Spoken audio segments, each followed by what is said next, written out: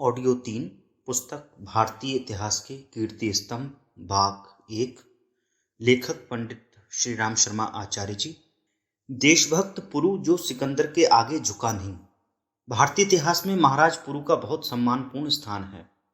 महाराज पुरु के सम्मान का कारण उनकी कोई दिग्विजय नहीं है। इतिहास में केवल एक यही ऐसी वीर पुरुष हैं जिसने पराजित होने पर भी विजय को पीछे हटने पर विवश कर दिया। ईसा के पूर्व 6ठी शताब्दी में यूनान के सम्राट सिकंदर ने सिंहासनरूढ़ होते ही विश्व विजय करने का विचार बनाया।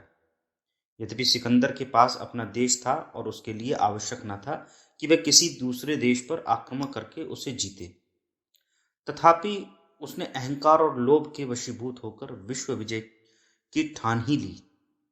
सिकंदर ने प्रस्थान किया। नया उत्साह, नए साधन, महाविजेता एक विशाल वाहिनी लेकर चला तो देश के देश उसे आत्मसमर्पण करने लगे। बिना लड़े अथवा थोड़ा लड़कर उसने यूनान से भारतीय सीमांत तक के सारे देश आन की आन में जीत लिए। न जाने पराजित देशों के निवासी किस मिट्टी के बने थे कि दुश्मन से दो हाथ किए बिना ही अधीन बन गए। कर्तव्य तो उनका यह था कि जब उनके देश का एक एक बच्चा कट मर जाता तब कहीं सिकंदर की सेना उस शमशान से आगे बढ़ पाती। किंतु क्या कहा जाए उन विचित्रों की मानसिक दुर्बलताओं को, जो वे भविष्य पर विचार किए बिना विलास और आलस्य की मृत्युदायिनी गोद में पड़े पलते रहे। बिना किसी प्रयास के अनायास ही देश पर देश जीत लेने से सिकंदर के अहंकार का घट लबालब भर गया और उसे अपने विश्व विजेता होने का भ्रामक स्वप्न उज्जवल से उज्जवलतर दिखाई देने लगा। मैं आंधी की तरह बढ़ता आया और भारतीय सरहद पर अपना पड़ाव डाल दिया। अपने जय अभिमान के लिए ये महान यूनानी जितना लश्कर लेकर चला था, अब इस समय उसके पास उससे कहीं अधिक सेना हो गई थी। कारण स्पष्ट है कि जिन जिन देशों को वह पराजित करता आया अथवा जिन जिन देशों ने उसे आत्मसमर्पण किया, उनकी सेनाओं तथा साधनों को भी सिकंदर ने अपने लश्कर में शामिल कर लिया था। इस समय उसे अपनी शक्ति के अभिमान का भरपूर नशा था।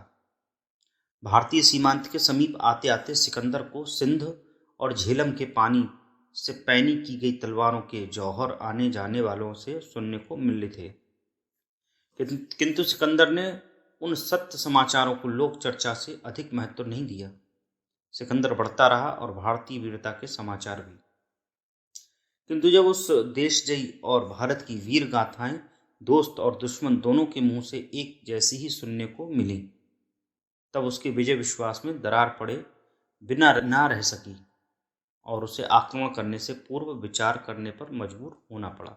सिकंदर ने भारत की आंतरिक दशा का पता लगाने के लिए भेदिए भेजे, जिन्होंने आकर समाचार दिया कि इसमें कोई संदेह नहीं कि वीरता भारतीयों की बपौती है, किंतु उनकी इस सारी विशेषताओं को एक नागिन घेरे हुए, जिसे फूट कहते हैं। इसी फूट रूपी नागिन के विष से भारतीयों की बुद्धि मूर्छित हो चुकी है, जिससे उनकी अनुशासनहीन शूरता और दंभपूर्ण अभिमान अभिशाप बन चुका है।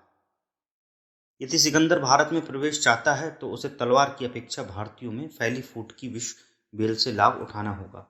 साहस के पीछे हटते ही सिकंदर की भेद नीति आगे बढ़ी। उसने और भी गहराई से पता लगाया कि इस समय भारत किसी एक छत्र सत्ता से अनुशासित नहीं है। अकेले पश्चिमोत्तर सीमांत सिंध और पंजाब में ही सैकड़ों छोटे छोटे राज्य हैं जो सदियों से आपस में लड़ते लड़ते जर्जर हो चुके हैं। इन प्रदेशों के सारे राजे एक दूसरे के प्राणांत शत्रु बने हुए हैं और एक दूसरे को हर मूल्य पर नीचा दिखाने के लिए कोई भी उपाय एवं अवसर का उपयोग करने को उद्यत बैठे हैं। भारत के सिंह द्वार के प्रहरी राजाओं के बीच शत्रुतापूर्ण अनैक्य के इन समाचारों ने सिकंदर के साहस को फिर बढ़ावा दिया और उसने अपना काम शुरू कर दिया। राजनीति के चतुर खिलाड़ी सिकंदर ने शीघ्र ही उस तक्षक का पता लगा दिया जो प्रोत्साहन पाकर भारत की स्वतंत्रता पर फन मार सकता है, और वह था तक्षशिला नरेश दंभी आम्भीक, जो अपने अकारण उपद्रव के कारण महाराज पौरुष से बराबर हार कर विद्वेष विष से अंधा बन चुका था। आम्भीक पुरु से लड़ने के लिए फिर सेना तैयार करने में जुटा हुआ था, जिसके लिए त्राही त्राही करते हुए प्रजा से बुरी तरह धन शोषण कर रहा था। सिकंदर ने अवसर का लाभ उठाया और लगभग 50 लाख रुपए की भेंट के साथ संदेश भेजा, यदि महाराज आम्बिक सिकंदर की मित्रता स्वीकार करें तो वह उन्हें पुरु को जीतने में मदद ही नहीं देगा बल्कि पूरे भारत में उसकी दुंदुभी बजवा देगा। सिकंदर द्वारा भेजी हुई भेंट के साथ सम्मानपूर्ण संदेश पाकर द्वेषांत अम्बिक के होश हर्ष से बेहोश हो गए और वह देश के साथ विश्वासघात करके सिकंदर का स्वागत करने को तैयार हो गया। भारत के गौरवपूर्ण चिंदबिंब में एक कलंक बिंदु लग गया। आम्बिक का निमंत्रण पाकर सिकंदर ने भारत पर आक्रमण किया, किंतु भारत का भाग्य केवल आम्बिक पर ही तो निर्भर न था। जहां आम्बिक जैसे देशद्रोही थे वहां अनेक देशभक्त राजा भी थे। उन्होंने सिकंदर का प्रतिरोध भी किया, किंतु अलग अलग अकेले, जिसके फलस्वरूप वे मिटते चले गए। जहां इन राजाओं में देशभक्ति की भावनाएं थीं वहां एकता की बुद्धि का अभाव था। सिकंदर के विरोधी होने पर भी वे अपने आपसी विरोध को ना भुला सके। किसी एक राष्ट्र के कर्णधारों में परस्पर प्रेम रहने से ही कल्याण की संभावनाएं सुरक्षित रहा करती हैं।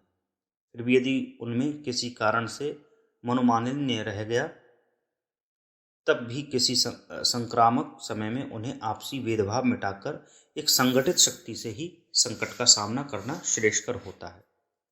अन्यथा आया हुआ संकट अलग अलग सबको नष्ट कर देता है। यही बात सिकंदर के साथ लड़ाई में राजाओं के साथ हुई। इधर सिकंदर विजयी हो रहा था और उधर दुष्ट आम्बिक की दुर्विसंधि से अनेक अन्य राजा देशद्रोही बनते जा रहे थे। काबुल का कोफ्रायस, पुष्कलावती का संजय, शशिगुप्त तथा अश्वजित आदि अनेक अभागे राजा सिकंदर की सहायता करते हुए उसकी विजयों में अपना भाग देने लगे थे, जिसके फलस्वरूप पुरु को छोड़कर लगभग सारे राजा या तो हार कर मिट चुके थे अथवा देशद्रोह करके सिकंदर के झंडे के नीचे आ चुके थे। अब भारत के प्रवेश द्वार पर एकमात्र प्रहरी के रूप में केवल महाराज पुरु रह गए। प्रश्न यह उठता है कि महाराज पुरु महान देशभक्त होने पर भी अब तक के सिकंदरी युद्ध में तटस्थ रहकर लड़ाई क्यों देखते रहे? क्यों नहीं उन्होंने स्वतः ही नेतृत्व करके सारे राजाओं को संगठित करके सिकंदर का प्रतिरोध किया? महाराज पुरु ने प्रयत्न किया, किंतु हीन राजमद के रोगी राजा पुरु की योजना में शामिल न हुए। कुछ तो स्वार्थ के वशीभूत होकर सिकंदर से मिल गए और कुछ ने पोरस का नेतृत्व स्वीकार करने की अपेक्षा सिकंदर से पृथक ही लड़कर मर जाना अच्छा समझा, ताकि श्रेय पुरु को न मिलकर उन्हें ही मिले। मनुष्य की यह संकीर्ण स्वार्थपरता सामूहिक जीवन के लिए सदा ही विघातक रही है। सिकंदर कपिशा से तक्षशिला तक के बीच की अनेक स्वतंत्र जातियों की कटीली झाड़ियों से लहूलुहान होता हुआ तक्षशिला पहुंचा, जहां पर अम्बिक ने उसका बड़ा विशाल स्वागत किया। अभी तक सिकंदर कपिशा के आसपास ही रहा, अभिसार देश का महाराज पुरु का मित्र बना रहा, पर ज्यों ही सिकंदर तक्षशिला पहुंचा अभिसार नरेश को भीरुता का दौरा पड़ गया। कहना ना होगा, जब कोई पापी किसी मर्यादा की रेखा उल्लंघन कर उदाहरण बन जाता है तब अनेक को उसका उल्लंघन करने में अधिक संकोच नहीं रहता। तक्षशिला के राजा अम्बिक की देखा देखी अभिसार नरेश भी सिकंदर से जा मिला, जिससे पोरस को बिल्कुल अकेला रह जाना पड़ा। अभिसार नरेश से पोरस के साहस, वीरता तथा गौरवपूर्ण देशभक्ति के विषय में जानकर सिकंदर ने पुरु को इस आशय का संदेश भेजा कि यदि वह सिकंदर को बिना विरोध के आगे बढ़ जाने दे तो वह उसे अपना मित्र मानकर सुरक्षित छोड़ देगा। सिकंदर का यह मैत्री संदेश स्वाभिमानी पुरु के लिए युद्ध की खुली चुनौती थी। उसने सिकंदर को पंजाब में झेलम के किनारे ललकारा। घमासान युद्ध की संभावना से दोनों की सेनाएं नदी के आर पार डट गईं। झेलम के पूर्वी किनारे पर महाराज पुरु की थोड़ी सी सेना और उसकी पश्चिमी तट पर देश राजाओं की कुमक के साथ सिकंदर का टिड्डी दल। बरसात के दिन थे, झेलम बाढ़ पर थी। सिकंदर का साहस नदी पार करने को ना पड़ा। लगभग एक सप्ताह बाद एक दिन जब घनघोर वर्षा हो रही थी और पुरु की सेना बराबर पड़ी हुई थी, झेलम से लगभग 8 मील उत्तर में बढ़कर सिकंदर की सेना ने नदी पार करके पुरु की सेना पर आक्रमण कर दिया। सिकंदर के टिड्डी दल ने यद्यपि पुरु की थोड़ी सी सेना पर धोखे से आक्रमण किया था, तथापि पुरु के वीर सैनिकों की तलवारों ने उस अंधेरी में बिजली की तरह कौंध कर उसे पीछे हटा दिया। इस आकस्मिक युद्ध में 4 सैनिकों के साथ पुरु का पुत्र मारा गया, किंतु खेत पुरु के हाथ ही रहा। सिकंदर ने पीछे हटकर फिर सेना बढ़ाई और इधर पुरु ने बेटे को शोक किया बिना ही व्यूह रचना कर दी। हाथियों को आगे रखकर की गई व्यूह रचना के कारण महाराज पुरु की सीमित सेना भी सिकंदर की सेना को अजय दुर्धर्ष दिखाई देने लगी। सिकंदर के बार बार प्रेरणा एवं प्रोत्साहन देने से वह बड़ी और टक्कर होते ही भाग खड़ी हुई। वह क्षण निकट ही था कि महाराज पुरु की विजय होगी। तब तक एक भारी विस्फोट होने से पुरु की सेना के हाथी भड़क गए और वे अपने सैनिकों को ही कुचलते हुए पीछे की ओर भाग खड़े हुए। पुरु का अजय व्यू अपने ही साधनों से नष्ट हो गया। सारी सेना तितर बितर हो गई। अब क्या था, सिकंदर ने अवसर से लाभ उठाया और संपूर्ण शक्ति के साथ पुरु की अस्त व्यस्त सेना पर धावा बोल दिया। शत्रु की ओर से असावधान अपनी सेना की संभाल करते हुए पुरु शत्रुओं के तीरों से घायल होकर गिर पड़े। अचेतनावस्था में गिरफ्तारी के बाद जब महाराज पुरु को होश आया तब वे सिकंदर के सामने थे। सिकंदर ने हंसते हुए बड़े गर्व के साथ कहा, पोरस, बतलाओ कि अब तुम्हारे साथ किस प्रकार का व्यवहार किया जाए। सिकंदर को विश्वास था कि इस समय असहाय होने पर पुरु गिड़गिड़ाकर यही कहेगा कि अब तो मैं आपका बंदी हूँ, जिस प्रकार का व्यवहार चाहिए करिए, और सिकंदर उसे प्राणदान देकर आभार स्वरूप भारत विजय करने में उसकी वीरता एवं रण कुशलता का मन माना उपयोग करेगा। किंतु उसका उत्तर सुनकर वह विश्व विजय का स्वप्नदर्शी ग्रीक आकाश से जमीन पर गिर पड़ा। महाराज पुरु ने स्वाभिमान पूर्वक सिर ऊंचा करके उत्तर दिया, सिकंदर, वह व्यवहार जो एक राजा दूसरे राजा के साथ करता है। सिकंदर निर्भीक पुरु का यह वीरोचित उत्तर सुनता इतना प्रसन्न एवं प्रभावित हुआ कि उठकर उसके गले से लग गया। भारतीयों की वीरता और महाराज पुरु की विकट मार से सिकंदर की सेना की हिम्मत हवा हो चुकी थी।